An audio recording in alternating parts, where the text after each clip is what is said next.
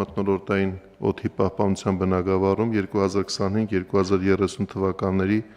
համալիր միջոցառումների ծրագիրը հաստատելու մասին զեկուցող շրջակա միջավայրի նախարար պարոն Սիմիձյան, խնդրեմ։ Շնորհակալություն, մեծարգո փոխվարչապետ, հարգելի գործընկերներ, միշտ նախագծին անդրադառնալ, ասեմ, որ մայիսի 22-ին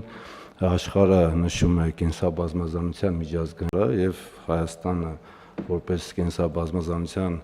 կողմերի 17-րդ համաժողովի հյուրընկալող երկիր, մեր կողմից կարծում եմ հատուկ պետք է նշել եւ մեր քաղաքացիներին կոչ անել օգնել մեզ պահպանել կենթանական եւ բուսական աշխարհը, շրջակա միջավայրը ընդհանրապես, վերադառնալով նախագծին ներկայացնում եմ մթնոլորտային օդի պահպանության 2025-30 թվականների համալիր միջոցառումների ծրագրի հաստատելու մասին կառավարության որոշման նախագիծը, բայց մինչև նախագծին անդրադառնալը ասեմ, պարոն փոխվարչապետ, որ մենք մինչև այս արդեն աշխատանքներ ունենք իրականացրած, առաջի հերթին իհարկե 2022 թվականին մենք ուրեմն վերամշակել ենք մթնոլորտային օդի պահպանության մասին օրենքը եւ 22 թվականի դեկտեմբերին արդեն ԵՄ ուրեմն դիրեկտիվներին համապատասխան ուրեմն օրենք ենք ընդունել, մոտարկել ենք ԵՄ կանոնակարգերին օրենսդրությունը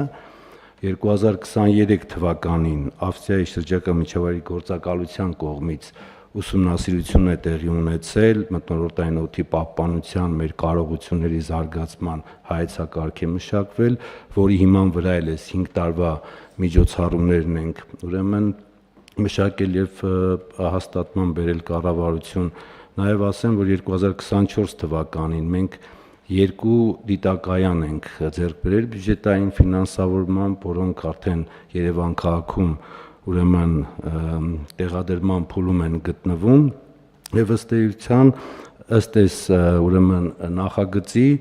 առաջիկա 5 տարիներին Հայաստանում մենք պետք է 14 անշարժ օդի աղտոտվածության մոնիտորինգի կայաններ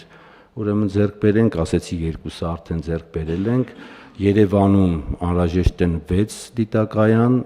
երկուսը ունենք, 3-ի շուրջ մեր միջազգային գործընկերների հետ հիմա աշխատում ենք եւ հույս ունեմ 2026 թվականի սկզբին արդեն եւս 3-ը ձեռք կբերենք, Երևանի համար կմնա 1-ը, մնացած հանրապետության մասում իհարկե դեռ 8 դիտակայան պետք է ձեռք բերենք, ասեմ, որ եւս 2 ուրեմն շարժական դիտակայան պետք է ձեռք բերենք, որը որևէ արտակարգ դրության դեպքում պետք է տեղակայվի այդ հատվածում եւ մոնիտորինգ իրականացվի ըստ միջոցառումների մենք ուրեմն քիմիական լաբորատորիայի վերազինում պետք է իրականացնենք, որի ուրեմն օգնությամբ օրգանական աղտոտիչների կամ փոշու մեջ ծանր մետաղների ավելի ճշգրիտ տվյալներ կարող ենք ձեռք բերել միջոցառումների հաջորդ գործողությունը ռեֆերենս լաբորատորիայի հիմնումն է,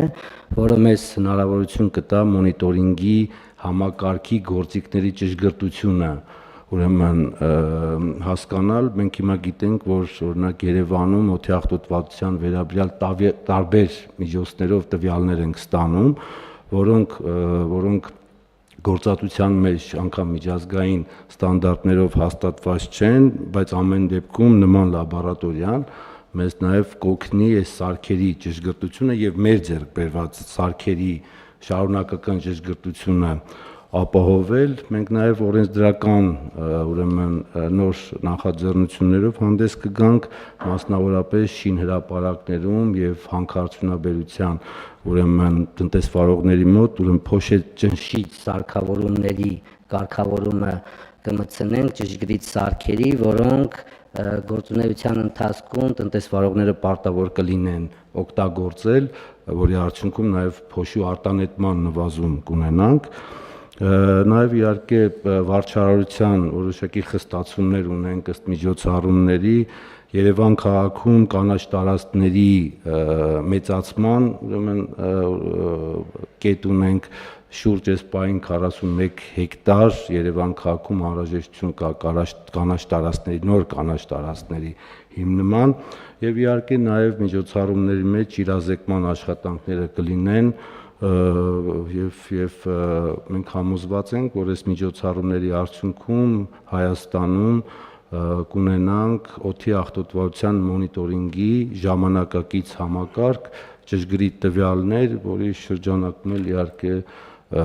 մեր քաղաքացիների առողջության վերաբերյալ մեր քաղաքականության մշակումը ավելի լավը կդառնա, այսքանը, շնորհակալություն։